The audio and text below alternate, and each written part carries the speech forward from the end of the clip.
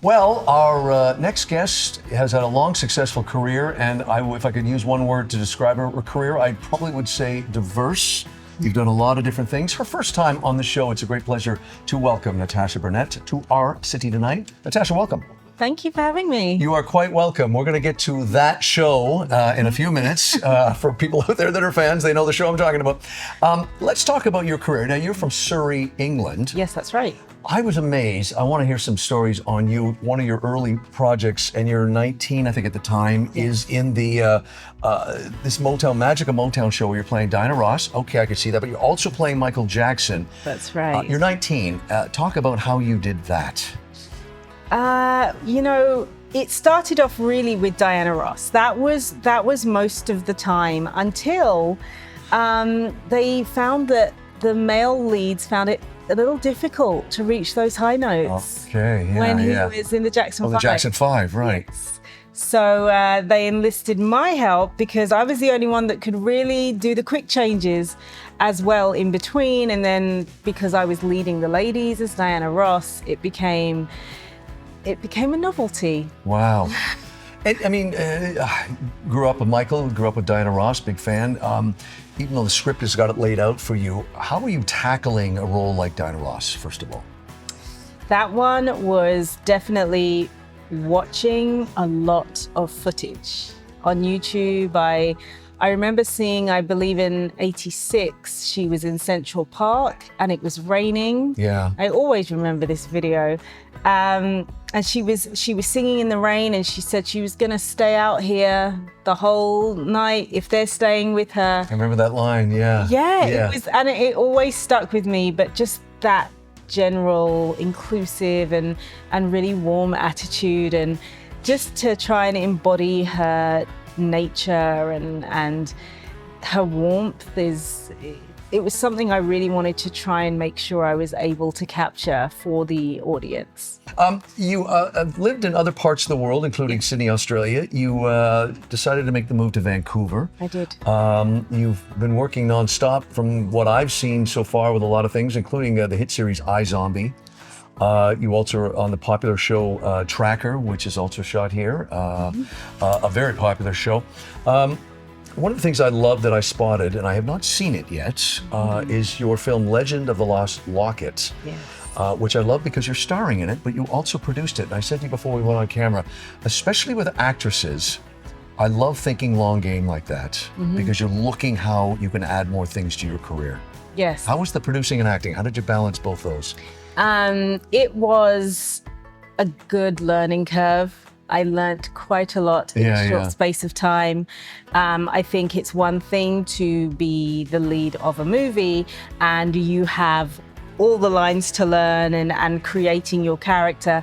But also when you're producing, I found that there were moments where I had to put out fires before the director arrived on set. Right. So, and so your brain is working at 100,000 miles an hour. And I even found myself, there were a couple scenes in the movie off the top where the actors, it was set in like the 1800s, the beginning. They had two scenes where it was in the 1800s, and I wanted to be there to ensure that what they were saying sounded as British as I needed it to. Right. So, even though I didn't need to be in, I made sure I went in at that time with everybody else so I could just be there. And for some reason, even though you're working such long hours and you're in every single scene otherwise, you still are attached to everything else that's going on, even when it's not involving you specifically. That's so cool. Hey, in 2021, you became regular cast member on a little show you may have heard of called When Calls the Heart. I kid, but this really is one of those shows that is a global juggernaut in terms of its popularity. It has been on since 2014. You can see it here in Canada, of course, the States. I don't think they set out to think it would be this big, but it is really, as I said, you've got fans that are hardies, parties, but that there's just this great fan support. How is it joining a show like this? You're on the show as Minnie. You've got an ongoing role, of course, a regular role. How is it joining a show that's already a huge success, and how did you find it different? You definitely have to kind of get the lay of the land once you get onto set, because you're not sure the dynamic that's already there. But actually coming onto this set, they have the same crew as well as cast. So you feel much more comfortable, and they made us feel more comfortable because it's like, just was more of a, oh, you're joining our family. It's interesting too, when I've talked to actors like yourself who've been on a show for 4, 5, 6, 7 years, that it always helps when you have the support of the writers, let's say, Yes. that can help your character grow each year. You had a very important year this year, I think season 12. Yes. Talk a bit about that for your fans, because as I said, you can talk to actors, like doing the show on stage, the challenge is making it not stale. Yes. But also for your character on a show like this, you owe it to the fans, and the writers owe it to the fans to make sure that your character keeps growing. Yeah, so, before we start a season, we always have a chat with the showrunner and discuss where we think our character can go, where we'd like our character to go, what we'd like to try, and what story we may want to tell for the next year. Yeah.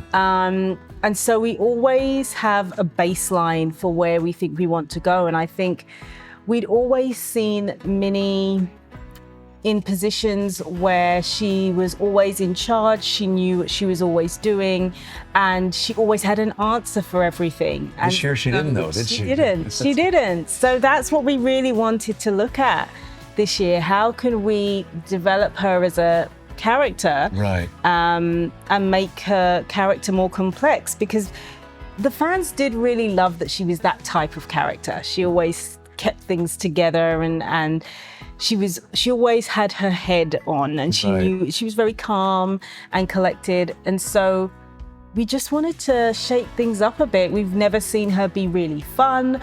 We've never seen her fall apart. So this was an opportunity that we wanted to use to try and tell a slightly different story for her. Are you, I shouldn't say, surprise is not the right word, but as we wrap things up, I'm not surprised a show like this has had great legs. I think that people are clamoring for something. This is family, this is sentiment, this is old-fashioned settings. I think that this is the kind of thing that, for me, I think people, it seems obvious in hindsight, but it doesn't surprise me the show has been so popular with viewers, especially in this day and age in which we live. Yeah, I mean, it became so popular after COVID, during COVID, when nothing was being really made, and they needed something that was light. And I think we got a burst of fans through at that point, because people just wanted to watch something light and that felt good. And I think since then it's just kind of continued to grow. Yeah, not simple, but simpler times, definitely, right? I mean, hey, anything else coming up that you would like us to know, your fans to know about? You've got a very busy schedule. I'm looking at something called the Christmas Cup. I think that's already out. It was out November 30th. It is out November 30th. That's what I'm reading right here, Natasha. You should know this. There we go. And lots more coming next year other than the show. Yes. That is excellent. Hey, look for Natasha in the new season of One Calls the Heart and a whole bunch of other things next year. Appreciate you coming in to see us. First time on the show. Thank you very much. Thank you for having me. You're welcome. Great. This segment was sponsored by the Richmond Sentinel, providing news, entertainment, and human interest stories in print and online.